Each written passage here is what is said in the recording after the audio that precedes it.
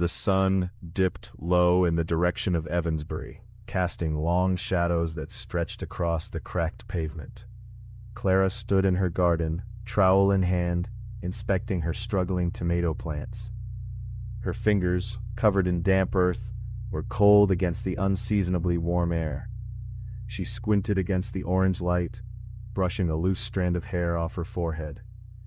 The air buzzed with the sound of cicadas, but one kept chirping, a beat off from the rest, a slight discord that made her pause. As she knelt in the dirt, she became acutely aware of her own shadow stretched out behind her. It flickered in the light, a perfect silhouette, until it didn't. As she leaned forward to dig into the soil, her shadow remained static, as if frozen in place, while the world around her moved. Clara blinked, then shook her head, attributing it to the fading light. Yet as she leaned back to survey her work, the shadow twisted unnaturally, elongating toward the nearby oak tree. The sun dipped lower, the wind stirring beneath her skin, prickling her arms with an unexpected chill. She could hear the leaves rustling, but they sounded like whispers, sinister and conspiratorial. Clara rose, brushing dirt from her knees, feeling an unsettling knot tighten in her stomach. Approaching the back door, she glanced furtively over her shoulder. The shadow quivered, its edges blurring as if alive. Inside, the air felt stagnant, heavy with the scent of dust, causing her to sneeze. Each inhalation was a reminder of how abnormal she felt. It was not merely her shadow doing peculiar things. The light flickered as she switched on the lamp, illuminating the small kitchen where everything appeared strangely unchanged, yet she felt unmoored, adrift in a space that once had felt so cozy.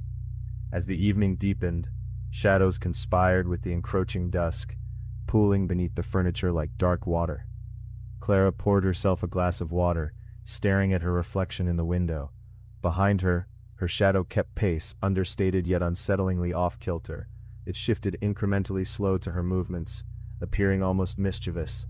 Alarm settled in her chest. It didn't mirror her actions the way it should. Cold dread wrapped around her spine.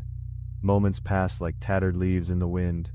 She traced the outline of an old, dusty photograph hanging crookedly on the wall, family long lost to time, their familiar faces now obscured. In her peripheral vision, she saw her shadow stretch once more, grotesque and elongated, reaching toward the photograph, fingers creeping along the frame. She spun around, heart hammering, but it was simply a shadow, her own shadow. Then the shadows came alive. They whispered secrets upon her skin, sending tremors through her limbs, until the air became thick with their haunting murmurs. The chill somehow seeped into her bones. She reached for the switch to illuminate the room further, but before she could, the light flickered out, a gasp from the dark. In that glaring darkness, Clara's breath hitched. The shadow broke free from the confines of her domesticity, swallowing her whole. It parted from her, distorting into a figure, elongated and sinister. Her body was stunned, paralyzed by disbelief. The shadow stood before her, no longer mimicking her movements, a grotesque parody of herself. The air around her thickened, echoing with electric tension as the thunder boomed. "What do you want?" she gasped, though her own voice sounded foreign in the gloom.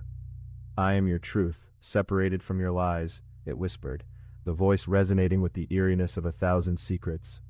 In that ultimate confrontation, Clara realized it was not merely her shadow.